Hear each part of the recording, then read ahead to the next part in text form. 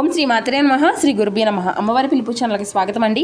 ఆ అమ్మవారి యొక్క ఆశీస్సులు మనపై ఎప్పుడు ఉండాలని మనస్ఫూర్తిగా కోరుకుంటూ ఈరోజు వీడియో అయితే స్టార్ట్ చేయబోతున్నాను ఫ్రెండ్స్. ఈరోజు వీడియోలో అమ్మవారి పిలుపు ద్వారా మనకు అందుపోయేటువంటి సందేశం ఏమిటి అంటే, బిడ్డ, రేపటి రోజున నీ యొక్క జీవితంలో నీకు రాబోయేటువంటి యొక్క వార్త నీ యొక్క జీవితాన్ని అనేక విధాలుగా మలుపు అనేది తిప్పబోతుంది అని అంటున్నారండి.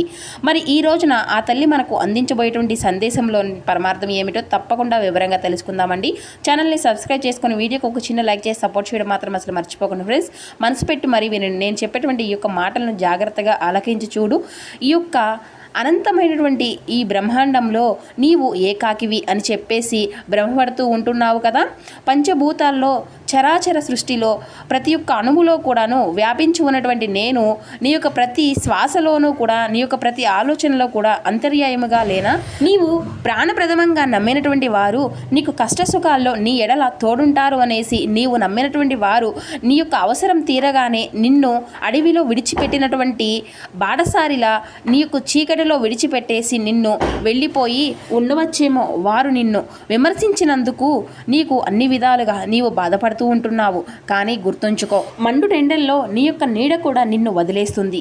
కానీ నేను మాత్రమే నీ వెంట ఉంటున్నాను.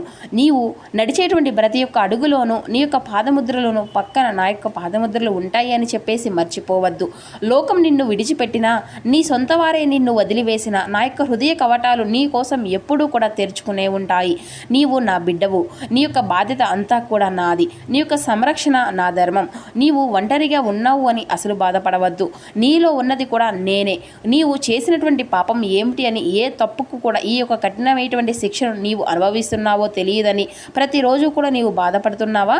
మానవ జన్మ ఎత్తినటువంటి ప్రతి ఒక్క జీవి తన యొక్క పూర్వజన్మల సంచిత కర్మ ఫలితాలను అనుభవించక తప్పదు.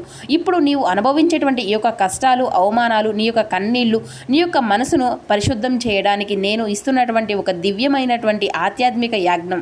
ఈ యొక్క యజ్ఞం అగ్నిలో కాలి శిల్ప చేతిలో దెబ్బల మీద దెబ్బలు తింటేనే కదా దానికి ఒక సామాన్యమైనటువంటి రాయి అద్భుతమైనటువంటి శిల్పంగా ఎలా మారుతుందో, అలాగే నీవు కూడా ఈ యొక్క బాధలు అన్నిటినీ కూడా అగ్నిలో పుటం చేయబడి ఒక అద్భుతమైనటువంటి మహోన్నతమైనటువంటి వ్యక్తిగా రూపాంతరం చెందగలుగుతున్నావు. నీ యొక్క ఓపికను పరీక్షించడమే కాకుండా నా యొక్క ఉద్దేశం కాదు, నీ యొక్క ఓర్పుకు తగినటువంటి పదింతల సుఖాన్ని, శాంతిని నీకు ప్రసాదించడమే నా యొక్క లక్ష్యం. కాబట్టి అధైర్య అసలు పడవద్దు. నీ వెనుక ఒక సర్వశక్తివంతమైనటువంటి ఒక శక్తి, ఒక మేర పర్వతంలా నేను నిలబడి ఉన్నాను. నీ యొక్క కర్మ ఫలితము అనేది నీలో ఉన్నటువంటి అహంకారాన్ని కడిగివేసి నిన్ను నా దగ్గరకు చేర్చే విధంగా చేస్తుంది. నీవు నీ యొక్క తెలివితేటలతో, నీకున్నటువంటి ధనబలంతో, నీకున్నటువంటి లోక జ్ఞానంతో నీ యొక్క సమస్యలను అన్నింటినీ కూడా పరిష్కరించుకోవాలని చెప్పేసి విఫలమైపోతూ ఉంటున్నావు కదా. ఎందుకో తెలుసా? సర్వము కూడా నా యొక్క ఆధీనంలో ఉన్నప్పుడు నీవు నీ సొంత అల్ప ప్రయత్నాలు చేసి విమర్శించావు. నీవు ఎప్పుడైతే నా యొక్క శక్తి ఇంతే, నా వల్ల కావడం లేదు, అంతా కూడా నీవే చూసుకో, నీవే నా దిక్కు, నీవే నా యొక్క సర్వస్వం అని చెప్పి సంపూర్ణంగా నా యొక్క పాదాల దగ్గర అర్తిగా వేడుకుంటావో అప్పుడే నీవు నా యొక్క విశ్వాసాన్ని తెలుసుకోగలుగుతావు. శరణాగతి అంటే కేవలం నా ముందు తలవంచడం కాదు. నీ బాధలను అన్నిటినీ కూడా, నీ యొక్క భయాలను, నీ యొక్క భవిష్యత్తును నాపై విడిచిపెట్టి నిశ్చింతగా ఉండే విధంగా అలా చేసినటువంటి క్షణమే నీ యొక్క సమస్యలు, భారము మొత్తము కూడా నా యొక్క భుజాల మీదకు మారుతుంది. అప్పటి నుండి నీ యొక్క గెలుపు, నీ యొక్క బాధ్యత మొత్తము కూడా నేను తీసుకుంటాను. నీ సుఖము నా యొక్క ఆనందము. నీవు భారంగా మోస్తున్నటువంటి ప్రతి ఒక్క భారాన్ని కూడాను నా యొక్క పాదాల చెంత ఉంచు. నేను వాటన్నిటినీ కూడాను తేలిగ్గా మారుస్తాను. నేను నీ యొక్క ప్రార్థనను వినడం లేదు అని చెప్పేసి, నీ యొక్క మొర అంతా కూడా ఆలకించడం లేదు అని మౌనంగా ఉంటాను అని చింతిస్తున్నావు కదా. గుర్తుంచుకో, పరీక్ష అనేది జరిగేటువంటి సమయంలో గురువు, దైవం ఎప్పుడూ కూడా మౌనంగానే ఉంటారు. కానీ ఆ యొక్క భగవంతుని యొక్క కళ్ళు ఎప్పుడూ కూడా తన యొక్క భక్తుల కోసమే పరితపిస్తూ ఉంటాయి. నీవు రాత్రిపూట కన్నీళ్లతో అంతా కూడా తలగడను తడుపుతున్నటువంటి ప్రతి ఒక్క చుక్కను కూడా నా దగ్గర లెక్క ఉంది. కాలం పక్వానికి రాకుండా ఏ యొక్క పండు కూడాను తీపిని ఇవ్వలేదు కదా. నీవు కోరుకున్నటువంటి దానికంటే 10 రెట్లు గొప్పది నీకు ఇవ్వలేనా నా యొక్క తపన.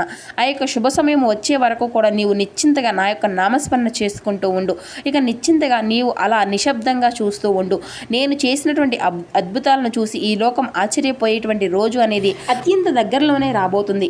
నా యొక్క మౌనం నీ కోసమే, నా ఆశీస్సులు నీ యొక్క జీవితం కోసమే. మౌనంగా ఉండి నేను నీ కోసం నిర్మిస్తున్నటువంటి సామ్రాజ్యాన్ని గమనిస్తూ ఉండు.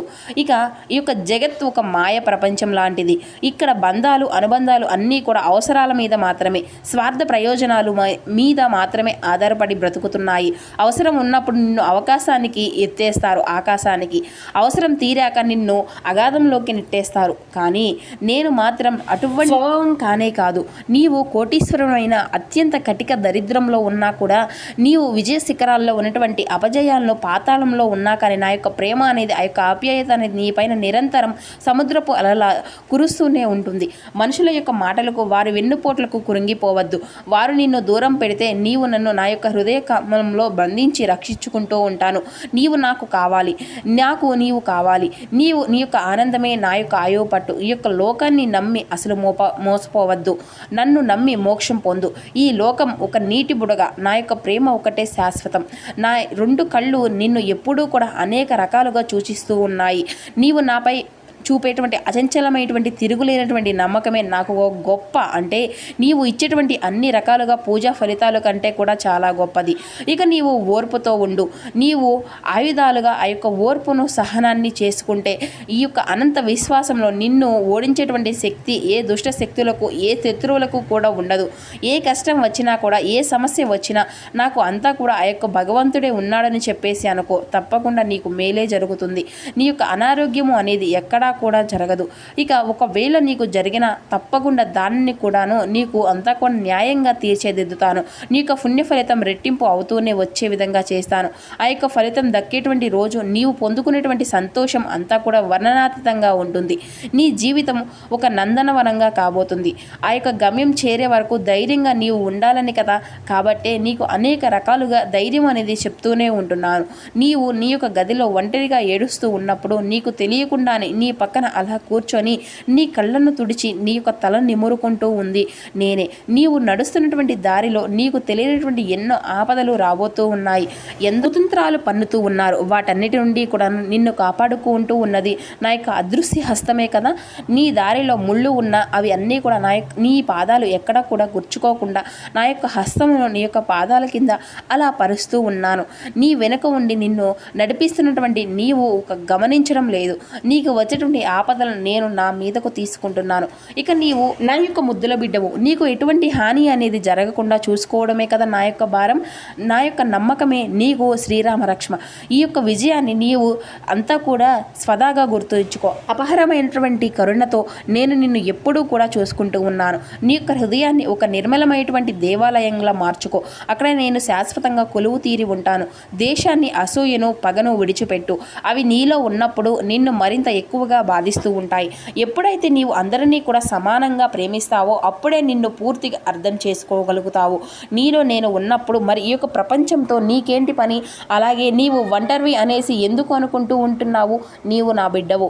నేను నీ యొక్క ప్రాణాన్ని, నీ యొక్క హృదయ స్పందన అన్నిటినీ కూడాను నన్ను తాకుతూ ఉంటుంది.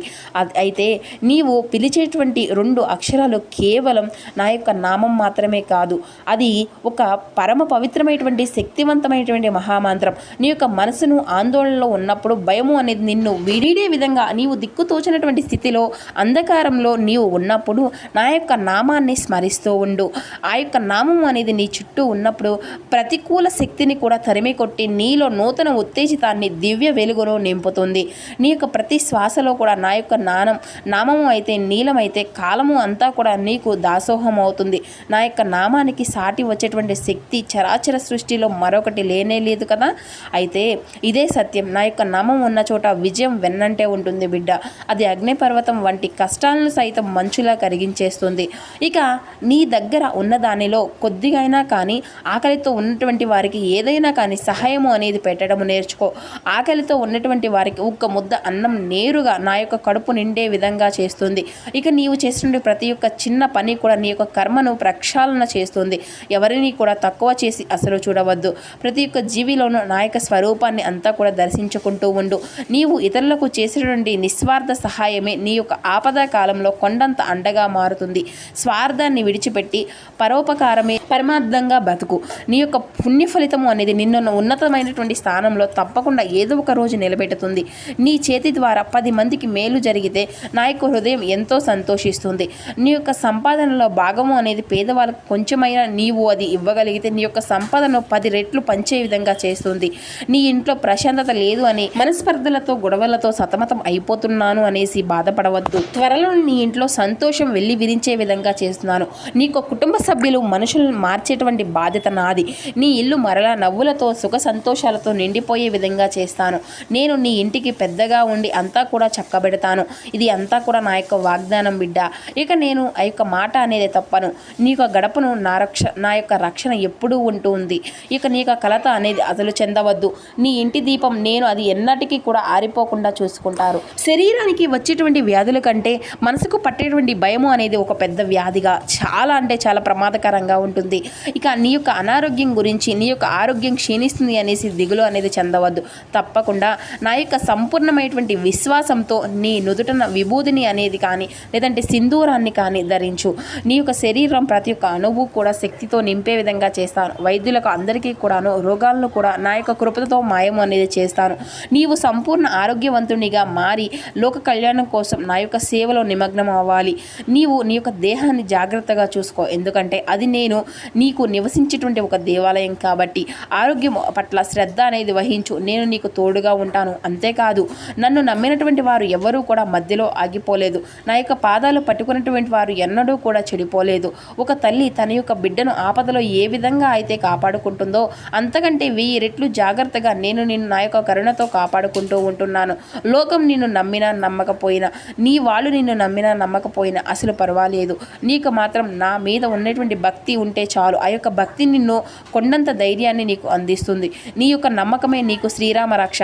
అది నిన్ను విజయ తీరాలకు చేరే విధంగా చేస్తుంది. అనుమానాన్ని విడిచి అనురాగంతో నా యొక్క పాదాలను తప్పకుండా ఆశ్రయించు చూడు. నీ యొక్క విశ్వాసమే నా యొక్క శక్తి. నీకే భక్తి, నా యొక్క సంతోషం. గతంలో నీవు చేసినటువంటి పొరపాట్లను తప్పులను తలుచుకుంటూ వర్తమానాన్ని చిందరవందర చేసుకోకు. ఎందుకంటే జరిగేదేదో జరిగిపోతుంది. దాన్నే గతం అనేటువంటి సమాధానంతో విడిచిపెట్టు. ఇప్పుడు నీవు నా యొక్క శరణు అనేవి కోరావు కాబట్టి నీ యొక్క గత పాపాలను నా యొక్క దయ అదేవిధంగా దయ అనేటువంటి కరుణలో కడిగి వేస్తాను. నేటి నుండి నీ యొక్క నూతన అధ్యాయాన్ని నీవు ప్రారంభించబోతున్నావు. నీకున్నటువంటి నీ ముందు ఉన్నటువంటి భవిష్యత్తును ఉజ్వలంగా మార్చే విధంగా చేస్తాను. గతాన్ని తలుచుకుంటూ కన్నీటిని అసలు కార్చవద్దు. రేపటి రోజున వెలుగు వైపు నీవు ధైర్యంగా అడుగులు వేయి. నీ నీడల నేను వెన్నంటే ఉండి ప్రతి ఒక్క అడుగులోనూ కూడా నడిపిస్తాను. గతం నీ యొక్క అనుభవం, వర్తమానం నీ యొక్క అవకాశం, భవిష్యత్తు నా వరం. కాబట్టి నిన్ను పతనం చేయాలని ఎవరైనా కానీ కుట్రలు పండితే నీ యొక్క ఎదుగుదలను గోతులు తీస్తే కాలక్రమంలో వారంతటా వారే నాశనం అవుతారు. నీవు ఎవరికి కూడా అన్యాయం చేయనంత వరకు ఏ శక్తి కూడా నిన్ను ఎప్పుడూ కూడా తాకలేదు. నా బిడ్డలు తాకడం అంటే అది సాక్షాత్తు నిప్పులు తాకడమే అవుతుంది. నిన్ను బాధ పెట్టేటువంటి వారి యొక్క కర్మ వారిని వెంటాడి వేధిస్తుంది. నీవు మాత్రం శాంతంగా ధర్మ మార్గంలోనే ఉండు. నీకు అంతా కూడాను మంచే జరుగుతుంది బిడ్డ. నేను ఎప్పుడు కూడా చెప్తూనే ఉంటాను కదా. తప్పకుండా రేపటి రోజున వచ్చేటువంటి ఆ యొక్క శుభవార్త నిన్ను ఆనందంతో ముంచివేస్తుంది. అంతేకాదు నీ యొక్క మనసును ప్రశాంతంగా ఉంచుకోవడానికి ఎంతో బాగా ఉపయోగపడుతుంది. నేను చెప్పేటువంటి ప్రతి ఒక్క మాటలను కూడా నీవు నమ్మకంగా ఆచరించు.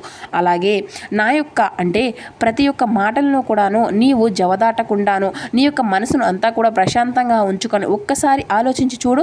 కష్ట సుఖంలో నేను ఎప్పుడూ కూడా నీకు తోడుగా ఉంటాను. అయితే నిన్ను అర్థం చేసుకోవడం లేదు అనేసి, అలాగే నీవు చేసుకున్నటువంటి ప్రతి ఒక్క పనిని కూడా చూస్తూ ఉంటూ ఎవరూ కూడా అర్థం చేసుకోవడం లేదు అనేసి అసలు బాధపడవద్దు. అన్నిటికీ కూడాను ఆ యొక్క పరమాత్మ ఉన్నాడు. నీవు ఏం చేస్తున్నావు, ఏం చేయడం లేదు, ఎవరి యొక్క మంచిని ఎంత బాగా కోరుకుంటున్నావు, ఆపదలో ఉన్నటువంటి వారికి నీవు ఏ విధంగా సహాయం చేస్తున్నావు అనేది అంతా కూడాను నేను గమనిస్తూనే ఉంటున్నాను. కాబట్టి నీవు ఎవరో ఏదో అంటున్నారో అని అస్సలు భయపడవద్దు. నిన్ను నేను నిన్నుగా నేను ఎప్పుడూ కూడా అర్థం చేసుకోవడంలో విఫలము అనేది కాను. అలాగే నా పైన నీవు ఉన్నటువంటి నమ్మకాన్ని ఎప్పుడూ కూడా అలానే ఉంచుకో. నమ్మకం లేనటువంటి చోట నేను ఎప్పుడూ కూడా నిలబడను. కాబట్టి నాపై యొక్క నమ్మకాన్ని ఉంచావు అని మరీ అడుగుతున్నాను. నీవు నన్ను పూజించినా పూజించకపోయినా కనీసం నాపై ఏర్పరచుకున్నటువంటి నమ్మకం చాలు. అది నిన్ను ఎప్పటికీ కూడా నిలబెడుతుంది. ఇక నీవు మాత్రం ఆ యొక్క నమ్మకాన్ని అసలు కోల్పోవద్దు. నీ యొక్క మనసును ప్రశాంతంగా ఉంచుకో. ఆనందంగా మంచి మార్గంలో నడవడానికి ప్రయత్నం అనేది చెయ్యి. జీవితంలో నీకు ఎదురయ్యేటువంటి సమస్యల గురించి కాకుండా సమస్యలు తగ్గేటువంటి పరిష్కారం వైపు అడుగులు వేయి. అప్పుడు నీ యొక్క జీవితం అద్భుతంగా ఉంటుంది. మరి విన్నారు కదండి, ఈరోజు ఆ తల్లి మనకు అందించినటువంటి అమూల్యమైనటువంటి ఈ యొక్క సందేశం మీ అందరికీ కూడా నచ్చింది అని అనుకుంటున్నాను. నచ్చితే తప్పకుండా మరికొందరికైతే షేర్ చేయండి. మరో చక్కని వివరణతో మరలా కలుసుకుందాం. అంతవరకు నమస్కారం. ఓం శ్రీ మాత్రే నమః. శ్రీ గురుభ్యో నమః. సర్వే జనా సుఖినో భవంతు.